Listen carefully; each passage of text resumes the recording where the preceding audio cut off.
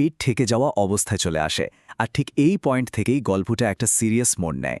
শুরু হয় সেই অভিশপ্ত রাত, প্রতারণার এক রাত। তাদের হাতে শেষ উপায় কি ছিল? একটাই, পালিয়ে যাওয়া। দুজনে মিলে ঠিক করল একই রাতে তারা যার যার ভালোবাসার মানুষের কাছে পালিয়ে যাবে, বিয়ে করে ফেলবে, আর এই কাজে একে অপরকে সাহায্য করবে। প্ল্যান মতো সবকিছু এগোচ্ছিল। রাত 10টায় অনেক ইকরাকে নিয়ে বেরোল। 10:30 নাগাদ তারা পৌঁছাল ইকরার বয়ফ্রেন্ড শুভর বাসায়। কিন্তু দরজাটা খুলতেই তারা যা দেখল সেটার জন্য তারা কেউই প্রস্তুত ছিল না। দরজা খুলেছিল একজন অচেনা মহিলা, আর সে নিজেকে পরিচয় দিল শুভর স্ত্রী হিসেবে। ভাবুন একবার ইকরার অবস্থাটা। 2 বছরের ভালোবাসা, সব স্বপ্ন এক মুহূর্তে ধুলোয় মিশে গেল। তার প্রেমিক শুধু অন্য কাউকে ভালোবাসে না, সে আগে থেকেই বিবাহিত। ইকরা যখন এই বিশাল ধাক্কাটা সামলানোর চেষ্টা করছে, ঠিক তখনই অনিকের জন্য অপেক্ষা করছিল আরও বড় একটা আঘাত। সে যখন তার প্রেমিকা টিনার খোঁজে গেল, তখন জানতে পারল যে টিনার নাকি বিয়ে হয়ে গেছে। শুধু তাই না, সে হানিমুনে সুইজারল্যান্ডেও চলে গেছে।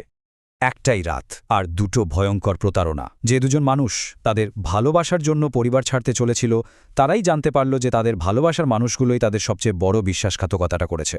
কিন্তু জানেন, মাঝে মাঝে চরম দুঃখ আর হতাশার ভেতর থেকেই নতুন কিছুর জন্ম হয়। তাদের ক্ষেত্রেও ঠিক তাই হল। এই কষ্টটাই তাদের মধ্যে এক অদ্ভুত বন্ধন তৈরি করে দিল। তাদের দুজনের সিচুয়েশনটা একবার ভেবে দেখুন, একদম যেন কার্বন কপি। একজন 1.5 বছরের সম্পর্কে ছিল, তার প্রেমিকার টাকা দেখে অন্য জায়গায় বিয়ে করেছে।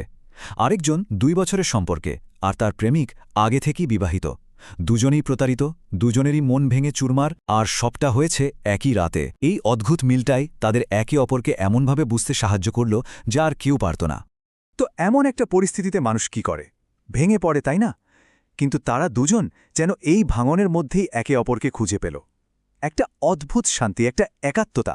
কারণ তারা জানত এই পৃথিবীতে এই মুহূর্তে তাদের কষ্টটা বোঝার মতো আর দ্বিতীয় কেউ নেই।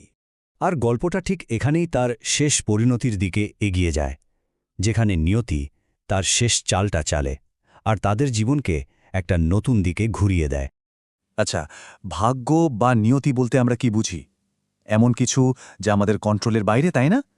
অনেক আর ইকরারও ঠিক এটাই মনে হতে লাগল। যা কিছু ঘটল সেটা শুধু একটা দুর্ঘটনা নয়, বরং ভাগ্যই হয়তো তাদের এখানে এনে দাঁড় করিয়েছে। তারা দুজনেই বুঝতে পারল যে ভাগ্য আসলে তাদের বাঁচিয়ে দিয়েছে, দুটো মিথ্যে সম্পর্ক থেকে বের করে এনেছে। আর ঠিক তখনই তারা দুজনে মিলে একটা অবিশ্বাস্য সিদ্ধান্ত নিল। তারা ঠিক করল তারা বিয়েটা করবে, বাবা মায়ের ইচ্ছা পূরণ করবে, কিন্তু এবার হেরে গিয়ে নয়, বরং নিজেদের শর্তে নতুন করে সবকিছু শুরু করার জন্য। তাদের এই নতুন সম্পর্কের